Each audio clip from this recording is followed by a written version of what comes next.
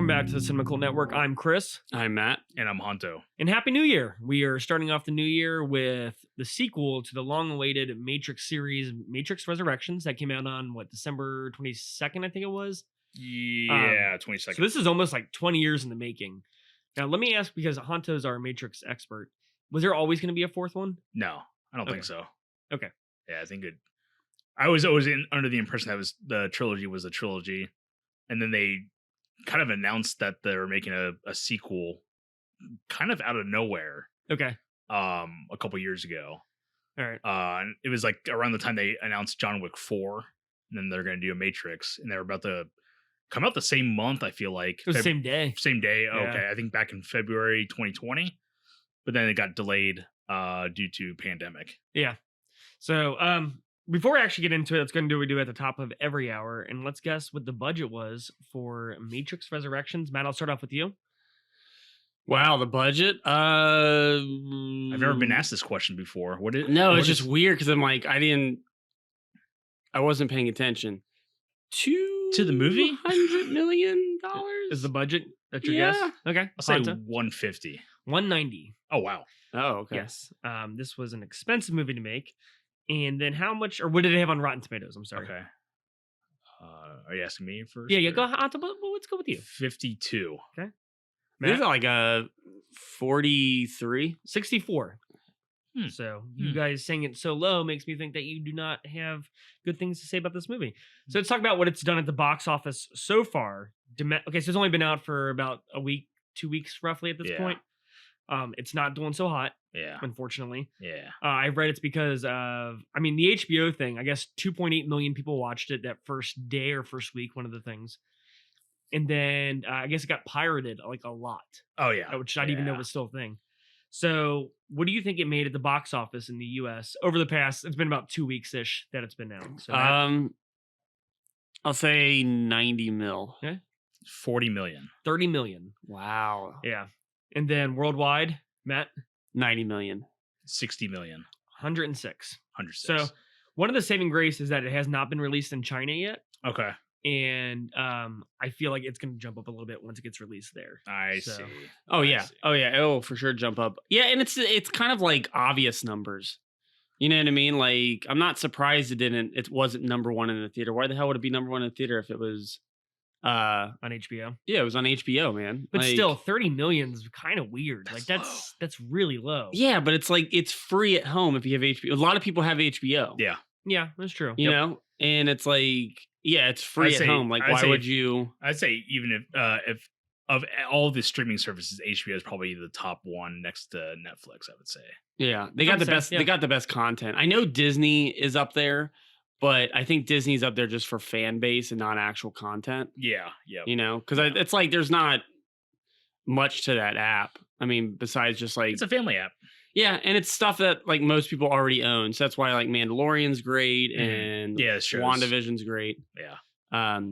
But yeah, a lot of people have HBO though, which I'm kind of surprised at the whole pirating thing. Like what you're saying. Like I just see it.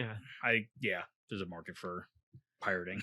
Yeah. It's just weird that it's pirating for movies that are on a streaming service. I get if it's pirating for movies in theaters. Yeah. Because we talk about 2022 or 2021 movies, right? We're gonna do a year in review. And it's like half of the movies on my list for 2021 aren't even out yet. Yeah. Yep. And it's like they're hard to get a hold of. So I understand why people would pirate them. Mm-hmm. You know, they're not even streaming. Yeah. Yeah. So it's a little like of a no-brainer moment where it's like, yeah, like it was free on HBO, so I get why the amount is low. Yeah, but only 2.8 million watched it, so I don't know. It must have been pirated a lot, which is just odd to me. Yeah. But yeah. Honto talked about some of the cast and crew of this movie. Keanu Reeves returning to the podcast. Let's see. Usually, I think last time we talked about him was in Matrix, and I talked about John Wick, but he was in recently Bill and Ted's Face the Music, which was an alright movie. I liked it. Yeah, I thought it was good. It wasn't too bad. Yeah, it's better than I thought it was going to be for a movie that, again, waiting 20 plus years to come out with a sequel. It was like a heartwarming. Yeah, I think Yeah. it was a good way to end it. I think it landed really well during the pandemic. Yeah, because it You came know? out like right around the Yeah, I start think it was of like the first new movie we watched for when the Yeah. pandemic hit. Yeah. And then let's see, I'm looking through his filmography. Say like Toy Story 4, he was really funny as Duke Kaboom. Do you I guys see forgot that? he was Oh, in yeah. that. Yeah, he was actually Yeah. one of the standout Yeah. toys in that movie. I think if they ever do a Toy Story 5, I don't know if he would return or not. Yeah. I don't know. But We just watched him in Devil's Advocate a few months back. okay. How'd that That hold held up? up really well. Really? Who I was- directed that movie? I can't remember, but I was expecting it to not hold up, and I was pleasantly surprised. Yeah, because it's kind of it has one of those bummer endings. Yeah, it does. Kind of a bummer It ending. does. Yes. Next up, Carrie-Anne Moss. I can't remember what we talked about in the last episode, but I'll just bring up, Memento. She's excellent in that movie. That was kind of her follow-up after the first Matrix. And then she was in a zombie movie. I don't know if you guys had ever seen this called Fido. No, I remember. No, it. I know it. I've seen a little bit of it when it was. Yeah. I think it was on IFC one I time. remember watching it when it came out on DVD. I remember it being all right. Okay. But it has, what's his face, the comedian from the UK. He was in Boondock Saints, Billy Connolly. Yes. Yes. Okay, yeah. He was the star. I remember of the cover of that movie. And then, but I don't know, maybe I'll revisit it. Yeah. Just because we're talking about it or whatever. We got Yahya Abdul-Mateen II. He's a newcomer to this franchise. I've seen him previously in Aquaman, and he was cool. also in Watchmen. which Dude, is he pretty has good. been. His career has been. Upwards If anybody's trajectory. career has been booming since the pandemic, Yeah. it's his. And we just watched him at the drive-in in Candyman. Yeah, I was like, so he's done Candyman, Watchmen, Matrix. And he's in the new Michael Bay movie, I think Ambulance. Oh with, yeah, He's with, crushing it. Jake Gyllenhaal. Did you guys like the new Candyman? I can't remember. I liked it better the second time. I Okay. really like the new Candyman. Okay, cool. Yeah, there were some moments I think that still kind of are weird to me, but for the most part, it took me a second rewatch to kind of appreciate a little bit more. Okay. Newcomer Jonathan Groff to the franchise. I best know him from Mindhunters, which is that David Fincher Yeah. Netflix show. This is the new Yeah. Agent Smith, right? Yeah, Okay. yeah, he is awesome on Mindhunter, and I thought he was actually pretty great in this movie. You know, for the most of the movie, I thought he was the guy from National Treasure and Hangover.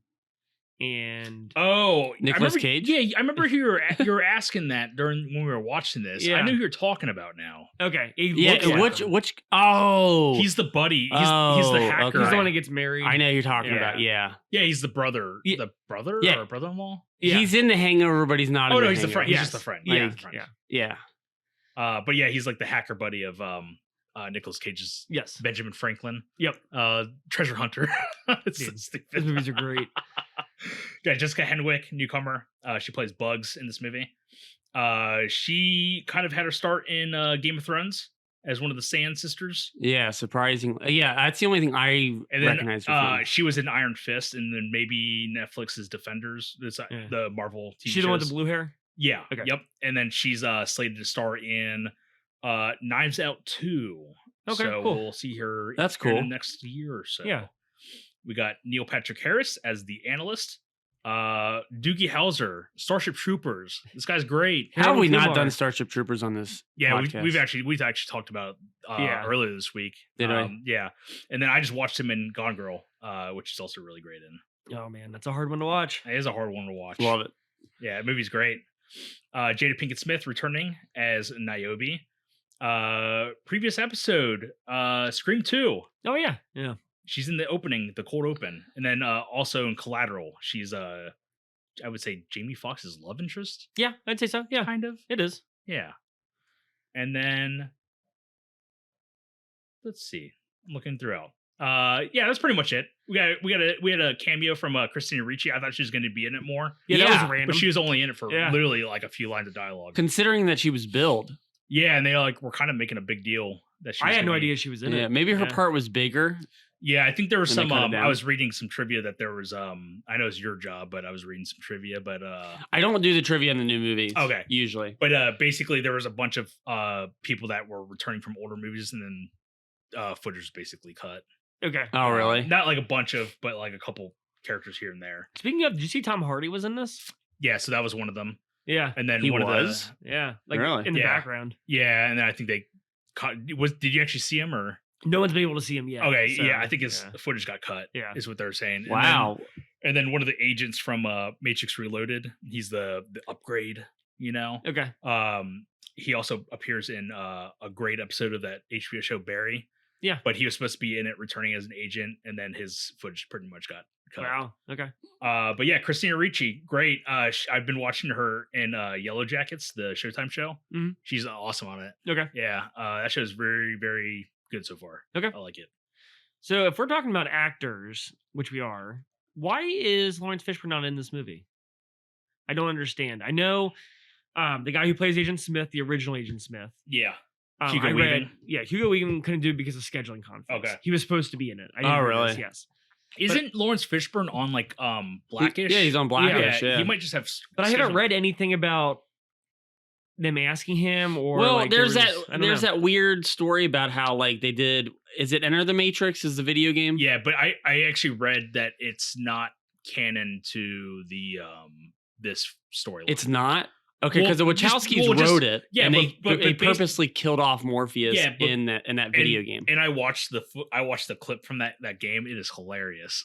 He just gets killed from a guy in an event, like an assassin. Oh, really? Yeah, it's like you know the from Watchmen, the squiggly guy. Yeah. It's like a guy like that in an event. He comes out like squiggly, and then like just shoots him a bunch of times, and they're like, "What?" Oh, that's how they killed Really? Morpheus. Yeah. Really? He's like, "Wow, you got killed by." A Yeah, spider." and I know like he's the oldest too of all of them. Like he's He's I mean, if probably you- 60 now, right? I would think yeah. so. I would I think mean, so. not to knock the way he looks or anything like that. Like he's definitely like There's only so long he's you aged. do.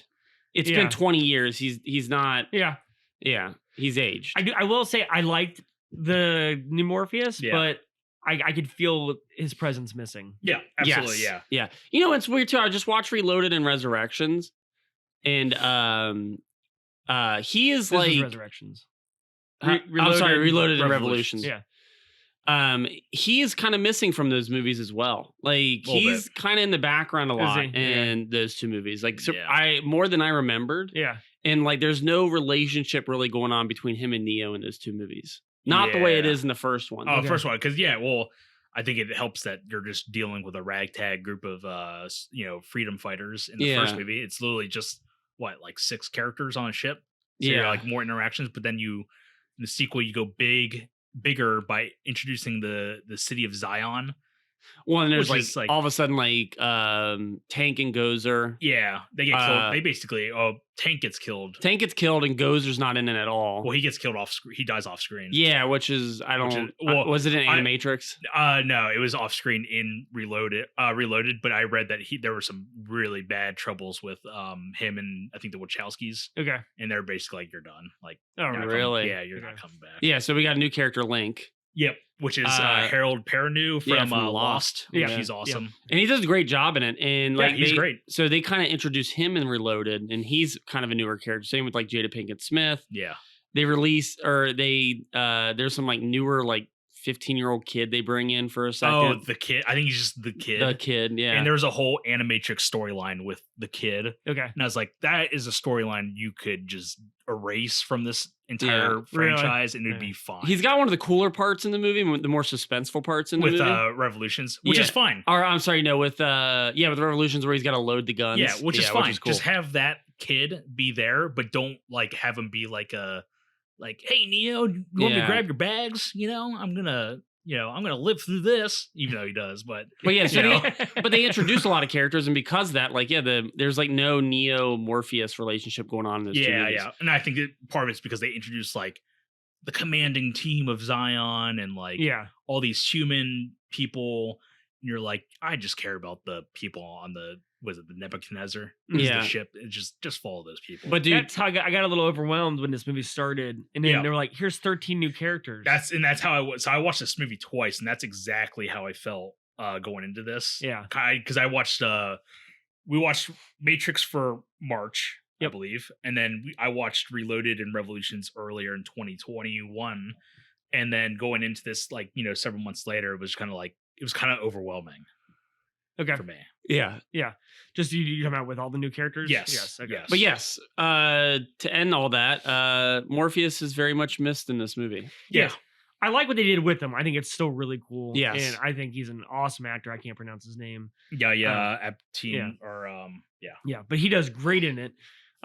So I guess let's just go ahead and talk about some positives and negatives. Positives, this movie is gorgeous. Yeah, it looks really good. This movie looks awesome. Yeah, I think it's a good looking movie. I think the biggest pro is that they got rid of that green tint in the Matrix and that blue hue in the real world.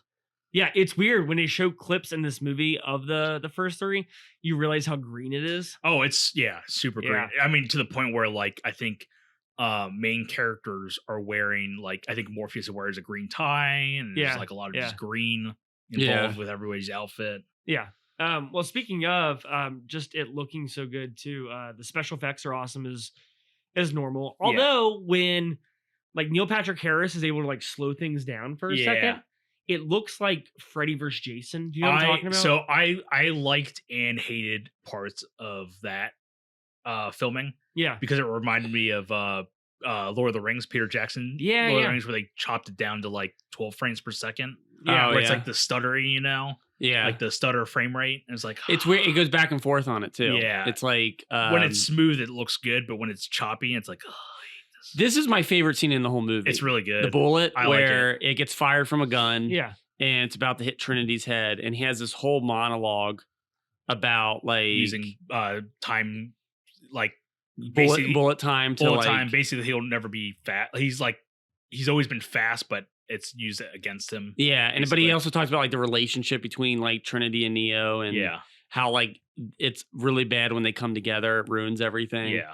So it's like a really cool monologue, and then having this bullet get closer and closer. I like this. This is my favorite scene. And it's also the stuttering frame was kind of a little dated. And that's what I also kind of liked in this scene. I know we're kind of like jumping around, but like this is the introduction that they kind of like gotten rid of agents, and now they're more of like just sleeper agent, like literal sleeper agents. Yeah. Yeah. And everybody, like technically, I guess everybody's an agent now.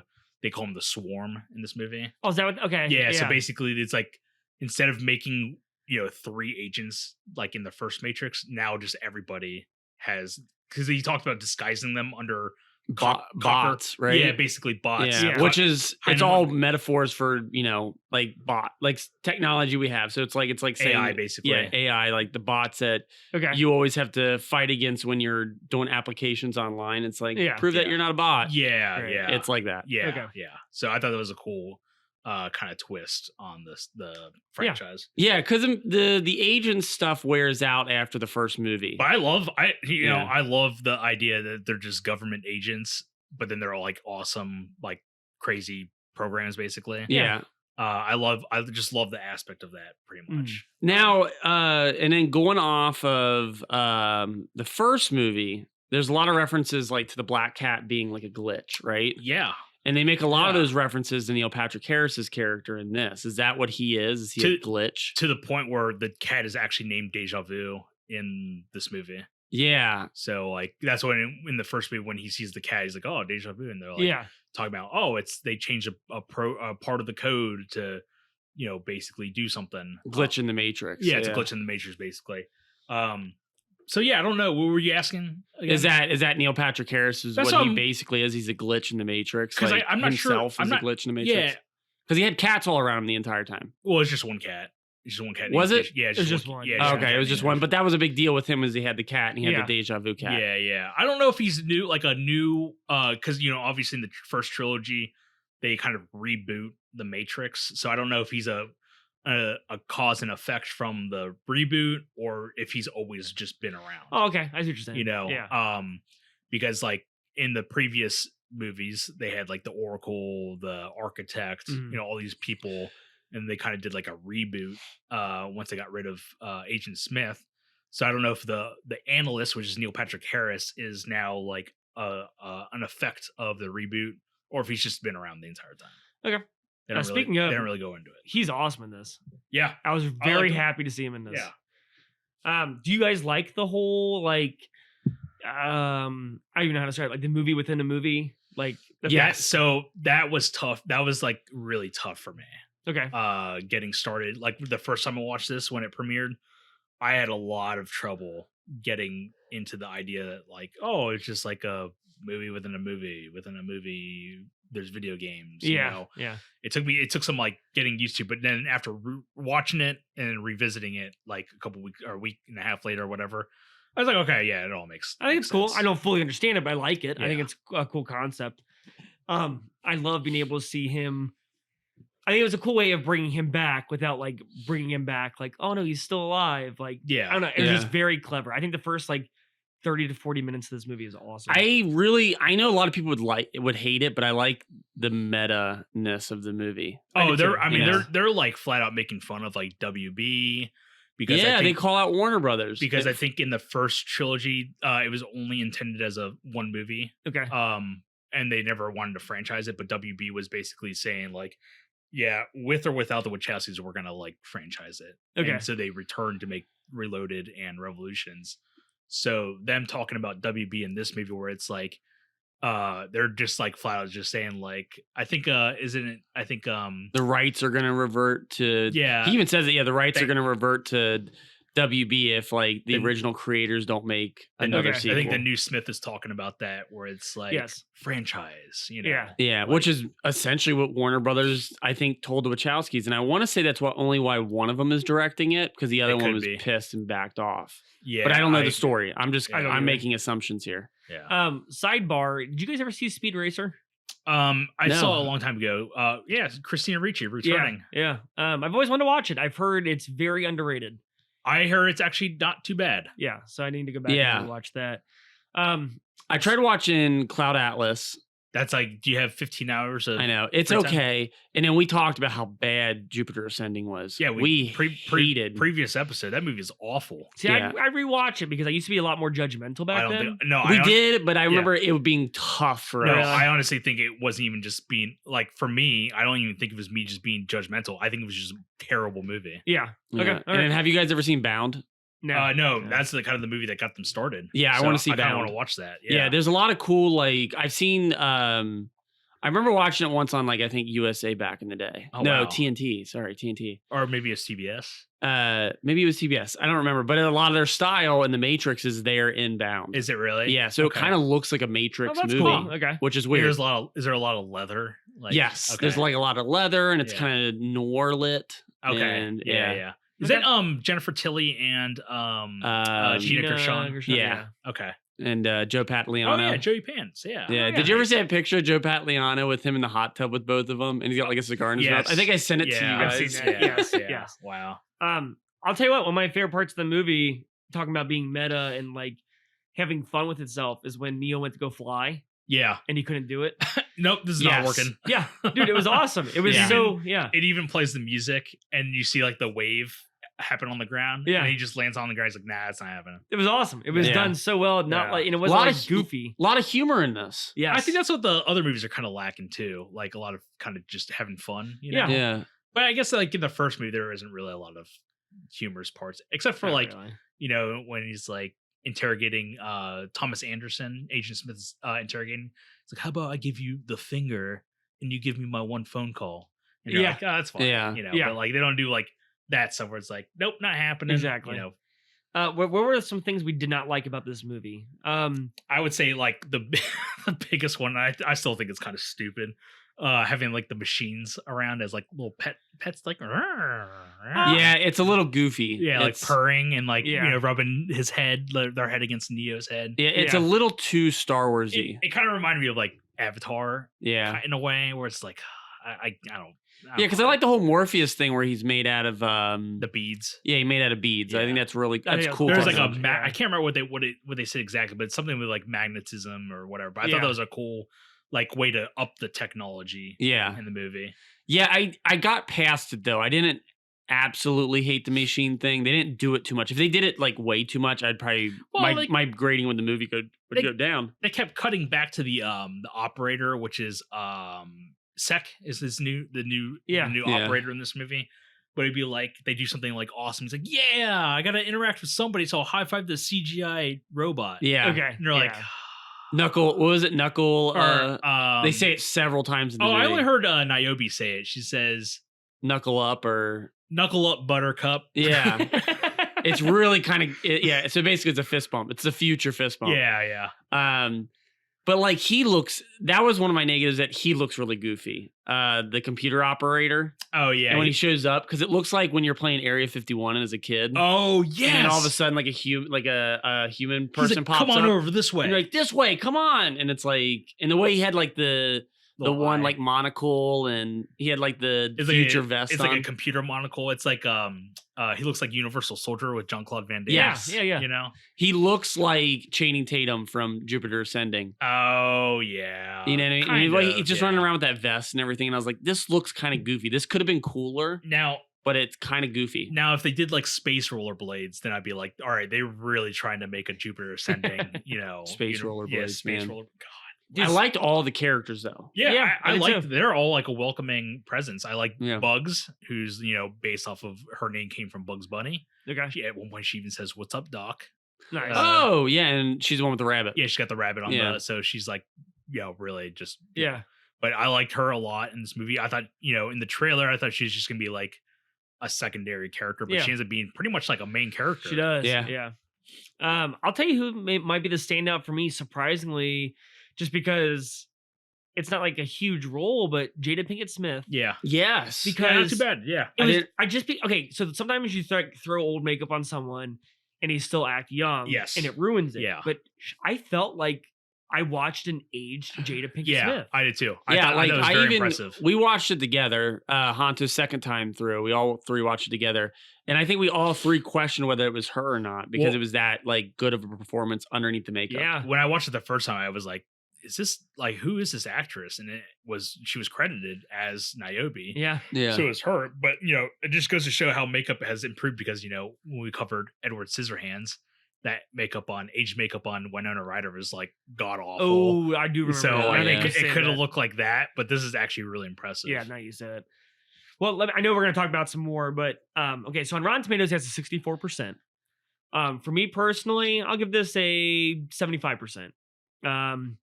I didn't absolutely love it, but I think the critics were being a little too hard on this. I feel like critics in general lately, like Ghostbusters Afterlife, I absolutely loved.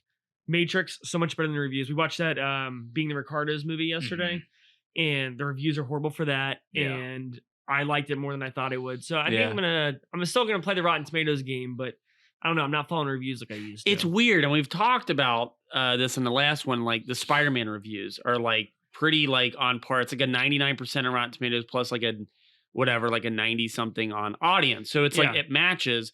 But recently, the trend has been the audiences have liked things more than critics. Yeah. And critics have liked certain things more than audiences. And it's been like a huge disconnect. Yeah. And like, I think this might be one of them.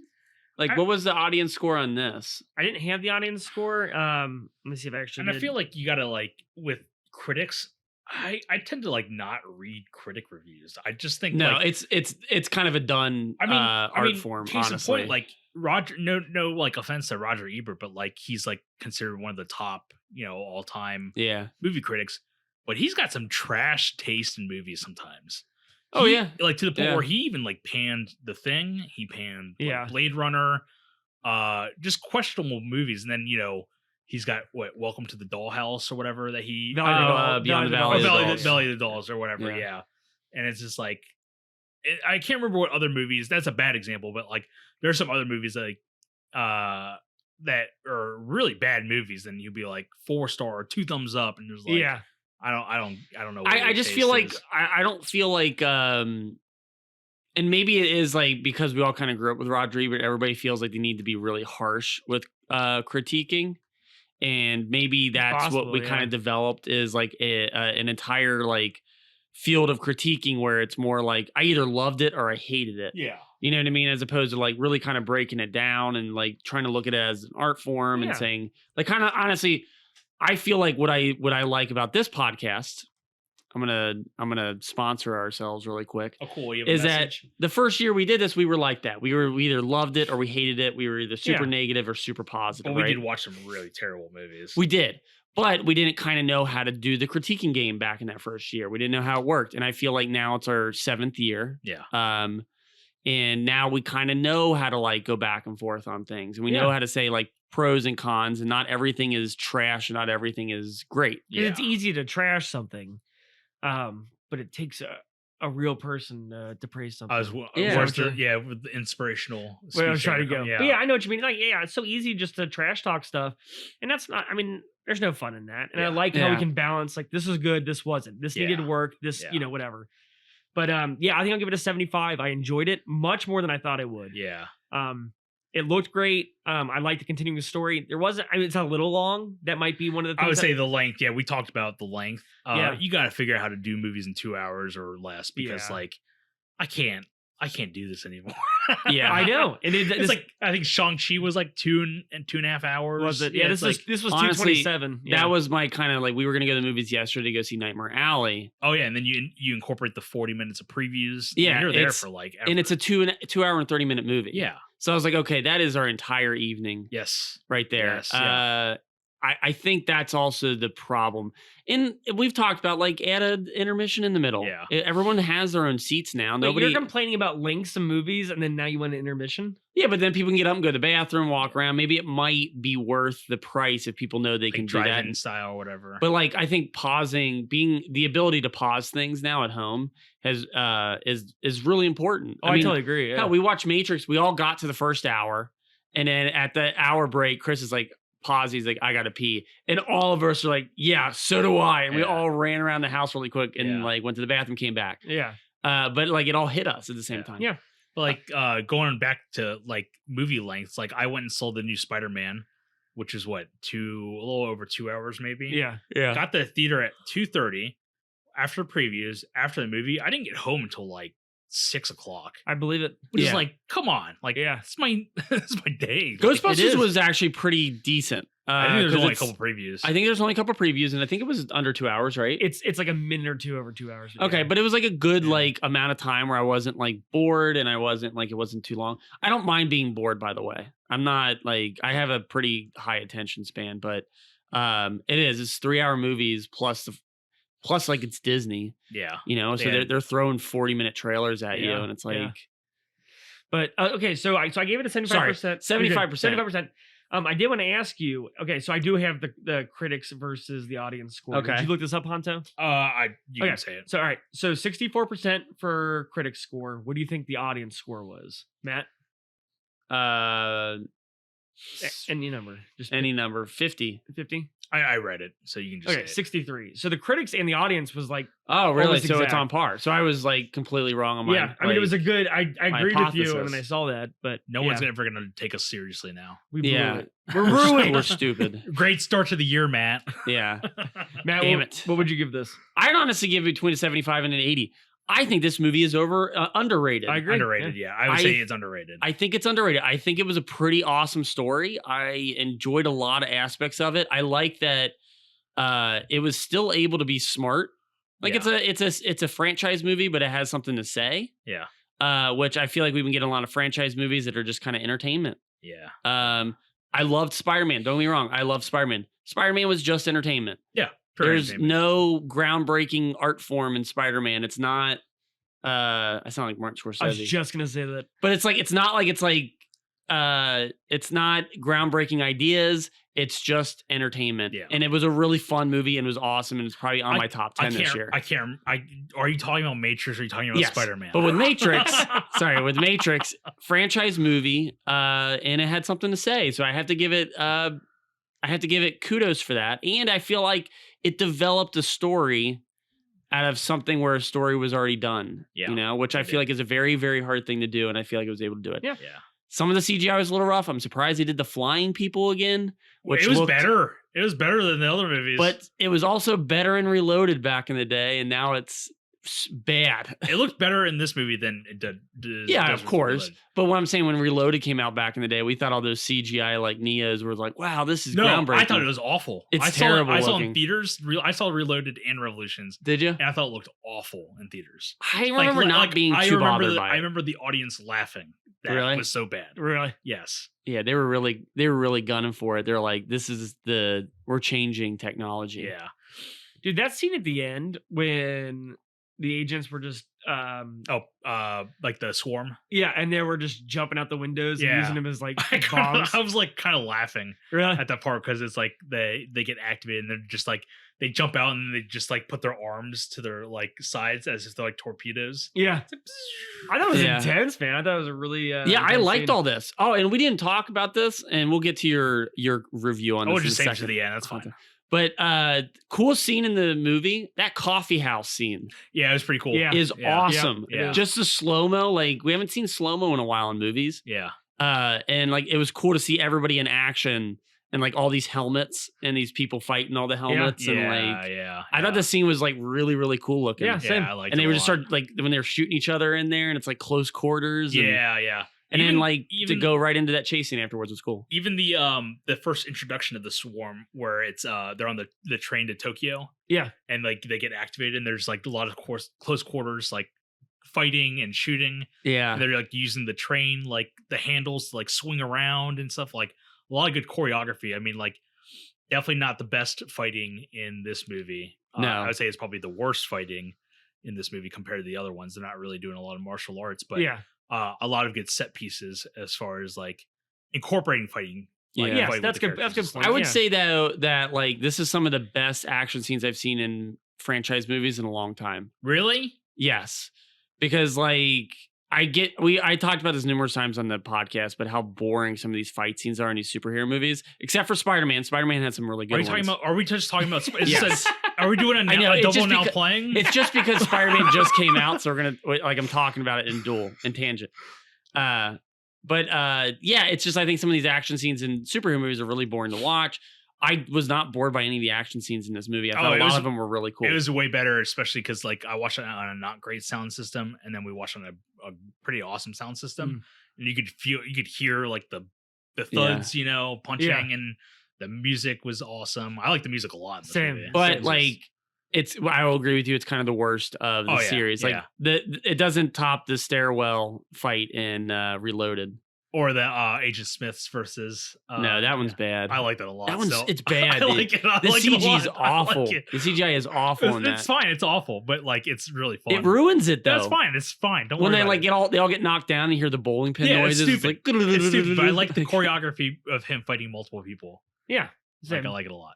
So Yeah. Matt, you gave it an 80. You said I'd give it around a 75, 80. I'm dancing. whenever you dance, I give you I'm the highest dancing. one. Okay, So I'm dancing. So you're 80. That's then. an 80. Yeah. So that's I'm an at 80. 75. I guess 3.5 would be an 80 out of a 5, right? About So 75%. That's 70. No. Oh, that is 70, Yeah. isn't it?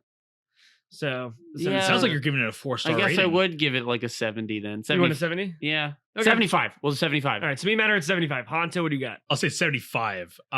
I would actually say this is probably, and this could be controversial. Go for it. This might be the second best Matrix movie in Okay. my opinion. Okay. I agree with you. Only because like they do really philosophical ideas with the second and third, and a lot of it doesn't really hit Yeah. at all. And then like again, it's like taking the first movie, which is actually like awesome, and then kind of going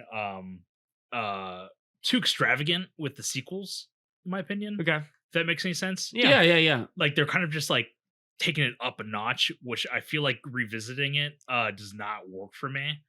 But yeah, I think just grounding it more in like a reality, like a actual city that could exist in this movie, like the new Matrix is like more vibrant, more of like nobody's wearing leather, you Yeah, know, or yeah. they kind of are, but they're not But- wearing yeah. like they're not wearing the Cenobite leather Are you talking about the city in the Matrix? in the Resurrections. Oh, no, I'm talking about in the Matrix. Wait, in the real world, In the real world, okay, like what's the city in this one? Io. Io. Are you talking about Io or are you talking about the Matrix? I'm talking about the Matrix. Okay. Yes, I agree with you. I feel Yeah. like the city was a little bit more real, but that's also kind of like coming from them rebooting the Matrix. That's what I mean. Like it's more vibrant. It's more of like a city that looks like if you go back to the first three, people don't look like that. Yeah. Like- Yeah, I feel like I live in this Matrix. yeah, exactly. I never felt like I lived in the past Matrix Okay. Yeah. That's a cool way to say it. Yeah. You know? I follow you. because it was so stylized. Yeah. Yeah. But yeah, I gotta say too, like Jada Pinkett Smith's whole reason for keeping Neo, Oh, makes sense. but totally made sense. Yeah. When she's like, no, we're not going to. I don't want to risk going to war again with the machines. Well, case in point, they talk about a little backstory with Morpheus, but like he became like the chairman of the board, like the carrot top of Io or Zion. But he became too trusting, and he basically gets assassinated by the machines, which turns out to be the analyst. He basically sent robots to go kill Morpheus. Oh wow, I missed that. Yeah, so it's like I missed it in the first viewing.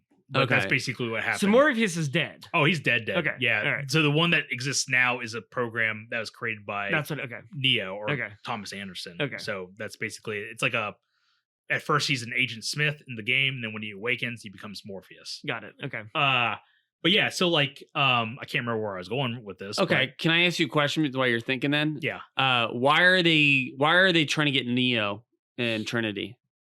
Isn't it something to do with like power? Or because Neil Patrick Harris is talking about it is like when they're close enough together, there's like a spike in like energy or something. But they can't be with each other because they screw up the Matrix. But I'm talking about like why is the people of Io trying to get Neo and Trinity? I don't know. I think because they're the most powerful tools to control the Matrix. Because right now the Matrix is still a prison. Yeah. You know, I think like if you awaken them, then. But I don't know. Which is weird because I just watched Resurrections or Revolutions, and at the end of it, they talk about releasing everybody from the Matrix. Yeah. Right? Yeah. I'm not wrong on that? No. They talk about, The architect talks to Oracle, and he says, like... We'll have your way now. Yeah, we'll release everybody. Yeah. And it's like, okay, that's what I'm confused about. I was like... So maybe that's just the analyst, like, whatever. Analysts in the suits basically still keeping them. Yeah, so they're kind of still at war with the machines? I think so. I mean, they definitely talk about civil war between machines in this movie. Yeah, but they also talk about they're at peacetime. It's real weird. The story. I don't know. I think this is probably something like they probably could have expanded on story-wise, but it's just something that kind of falls short. But they do talk about how there is a civil war, and I think it's between the machines that are the pets or whatever. Yeah. Like those types of machines versus like the analysts and the which is really cool. They show a quick snippet of it's actually really cool. They're watching the war among machines, and it's like machines versus machines, which I thought was really cool. It's actually pretty cool, yeah. So I can't remember where we're going with Morpheus, but that's just what I took from it. Okay. As far as like he gets assassinated and blah blah. Yeah. Okay. Question for you guys then. Sorry. Oh no. Go ahead if you're finishing your thought. Oh no. But 75 because I think this is probably the second best. I really liked is it Jonathan Groff? Jonathan Groff, who's the new Smith. Yeah. Yeah. I really liked the new portrayal of like this sleek and like cool, kind of just like especially when he picks up the gun. I was like cracking up the first time I watched this, where it's like all the gunfire and he picks up the Desert Eagle. He like cracks his neck and he just yells, "Mr. Anderson!" Right. Yeah. It's almost like he awakens, from the whatever. But then like even where he takes out the analyst in that final fight scene. Yeah. He like ends up shooting. He's like, "This is where our what is it? Something our unanticipated like alliance ends." Yeah. And you're like, "Oh wow, he actually is playing." He's playing both sides. That's exactly what that is. But yeah, I liked him a lot. I liked the new Morpheus, even though I wish they would have done more with him. I agree. I feel like he kind of was in it in the beginning, and then he took a back seat. Yeah, he took a back seat, and especially during the factory fight. Like he kind of gets thrown around, and then he just I was kind of surprised that he's not kicking as much ass as he should be in that scene. Yeah, well, before you guys came here, I was actually watching the first fight between Agent Smith and Morpheus in the first movie.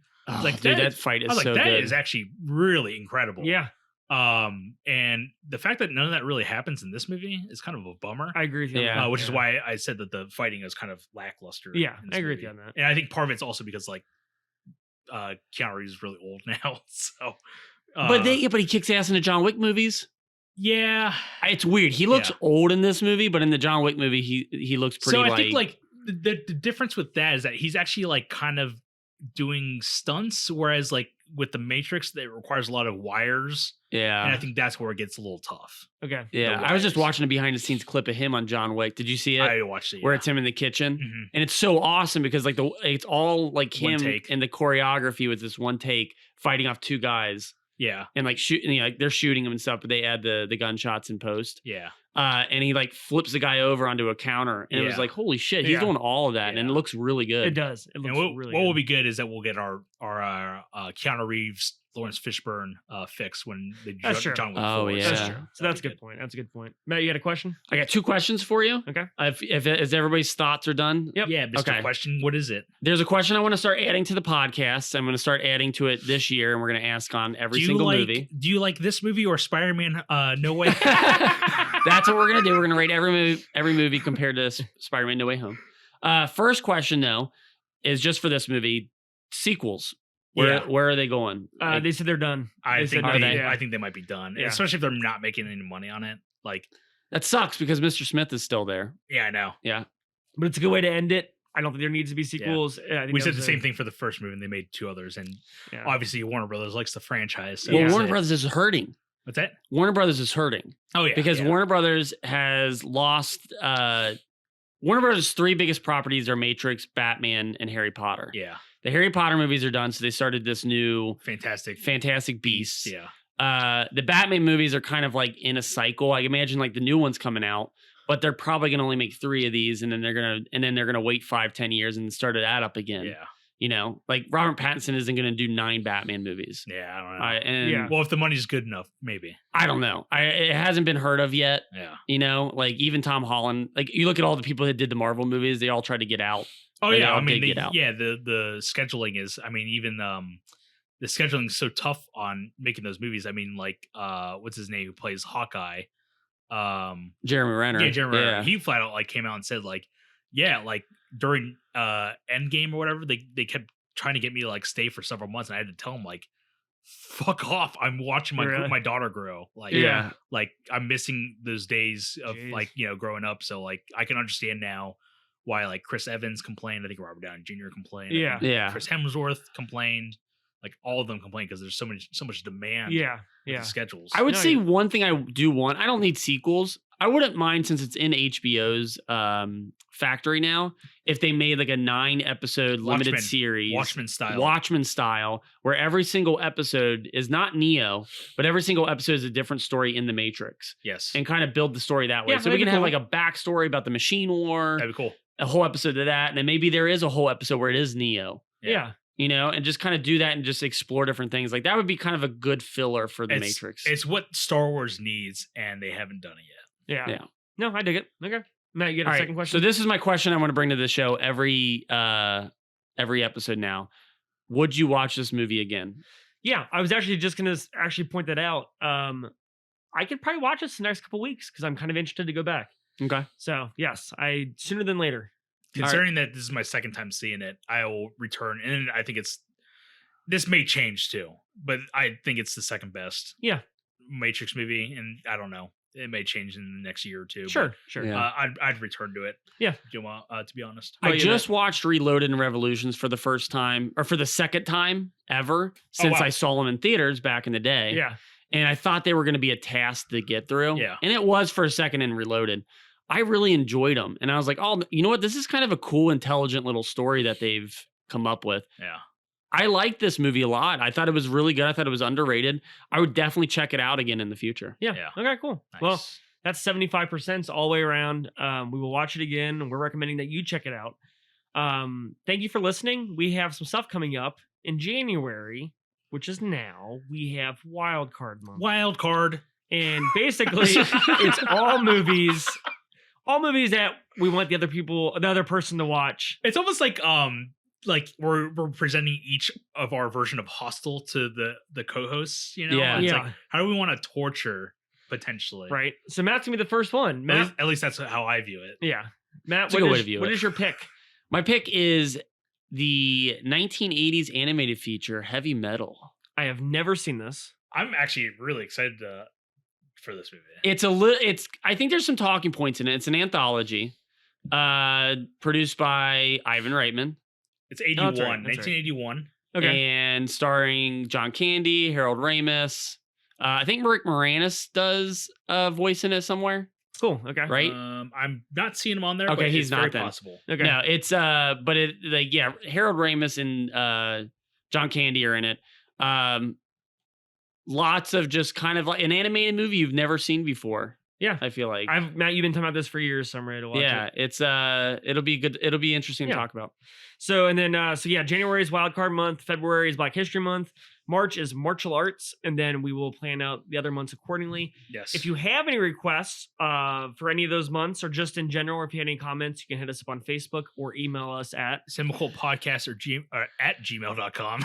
Wow. Or you can leave that voicemail on the anchor.fm link. Yes, please. And as always, we love doing this. We hope you love listening to it. I'm Chris. I'm Matt. And I'm Honto. And we'll see you next time.